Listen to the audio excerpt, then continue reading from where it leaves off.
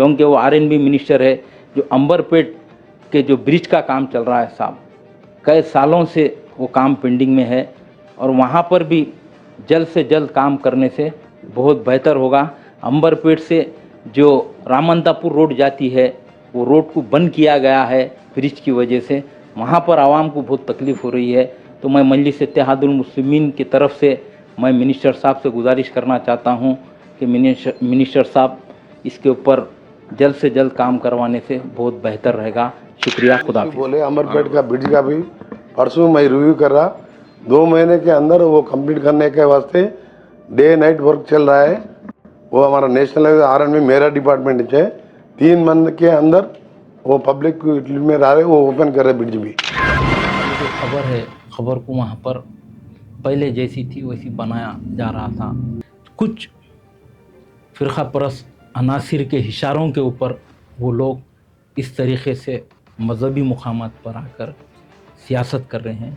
सिकंदराबाद संसदीय क्षेत्र के अंबरपेट विधानसभा के मस्जिद मोहम्मद इस्माइल के अंतर्गत आने वाले कब्रिस्तान की एक कब्र क्षतिग्रस्त हो गई और वहां पर नए ब्रिज के निर्माण कार्य भी तेज गति के साथ चल रहे हैं। लेकिन ये खबर क्षतिग्रस्त होने के बाद इसकी सूचना प्राप्त हुई। ये 8 दिन पहले ये घटना घटी। उसी समय असदुद्दीन अवैसी ने तेलंगाना के रोड एंड बिल्डिंग मंत्री कोमटिरेड्डी वेंकट रेड्डी को संपर्क किया और फोन पे बात की और कहा कि जो खबर क्षतिग्रस्त हो गई है तुरंत ही इसके कार्य करवाए जाए। ओवैसी ने मंत्री से यह भी कहा था किसी भी धर्म के इबादत गाहों को नुकसान नहीं पहुंचना चाहिए। एआईएमआईएम पार्टी सभी धर्मों के इबादत गाहों का सम्मान करती है और उसी प्रकार से कार्य संपन्न होने चाहिए। एवं ओवैसी ने एआईएमआईएम के एमएलसी मिर्जा रहमत बेग को मस्जिद जाकर निरीक्षण करने का निर्देश दिया।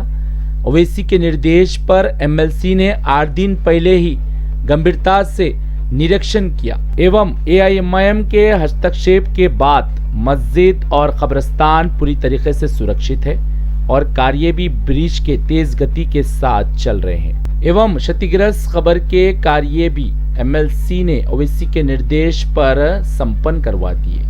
वहीं ओवैसी के निर्देश पर एमएलसी ने तेलंगाना विधान परिषद में भी इस मुद्दे को बेहद ही गंभीरता से उठाया। इस पर मंत्री कोमटिरेड्डी वेंकट रेड्डी ने आश्वासन दिया कि रात और दिन तेज गति के साथ कार्य हो रहे हैं। इन्होंने संभावना जताई है कि 3 महीने के भीतर ये कार्य संपन्न हो जाएंगे। एवं एआईएमआईएम के एमएलसी मिर्जा रहमत बेग ने इस संबंध में पत्रकारों को वक्तव्य दिया। एमएलसी ने कहा तेलंगाना में एआईएमआईएम पार्टी व भूमियों की सुरक्षा करने में अहम भूमिका निभाती है।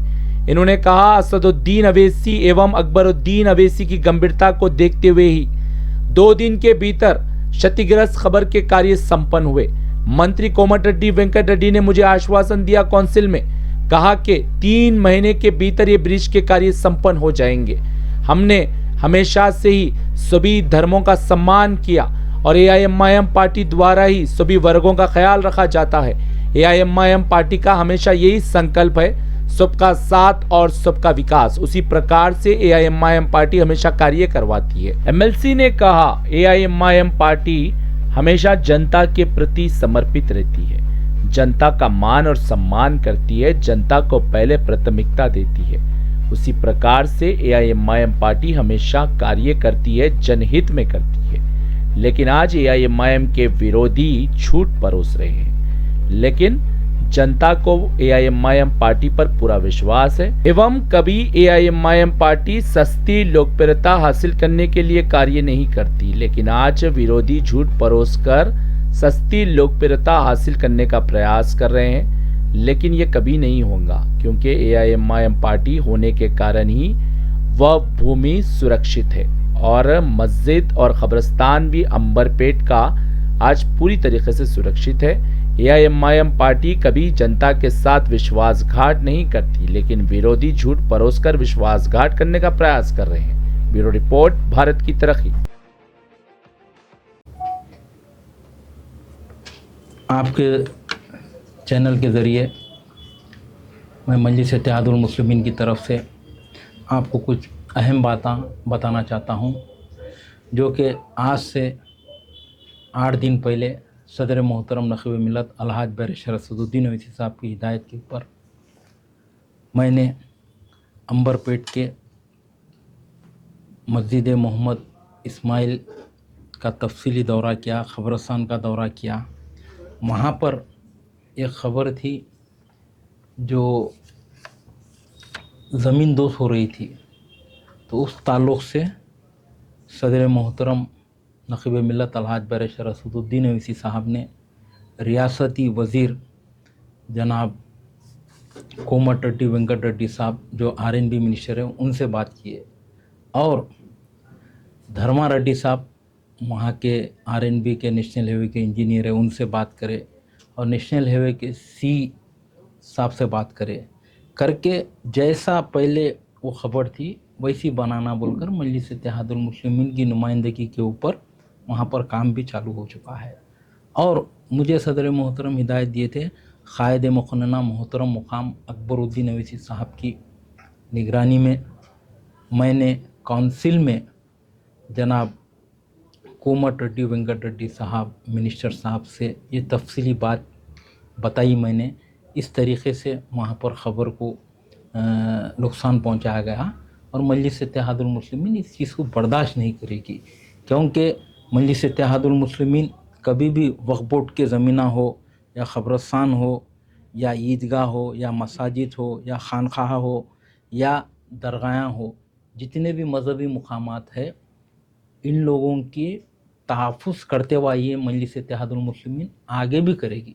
तेलंगाना हो या आंध्रा हो या कई रियासतें हो, बराबर मजलिस इत्तेहादुल मुस्लिमीन जब कभी भी इबादत गाहों के ऊपर इस तरीक़े से किया जाता है तो बराबर मजलिस इत्तेहादुल मुस्लिमीन उसके ऊपर एक्शन लेती है।